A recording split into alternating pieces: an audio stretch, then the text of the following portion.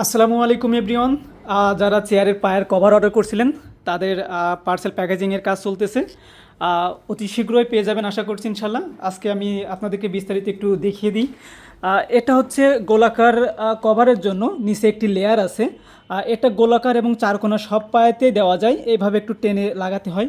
তারপরে এখানে হচ্ছে আপনার গোলাকার সিলভার বা অ্যাশ কালার বলে যেটা, এটা নিচে কোনো লেয়ার নাই, অনেকে লেয়ার ছাড়া নিতে চায়, তো এইভাবে টেনে জাস্ট এভাবে একটু টেনে লাগিয়ে দিতে হয়। আচ্ছা, এটা গেল।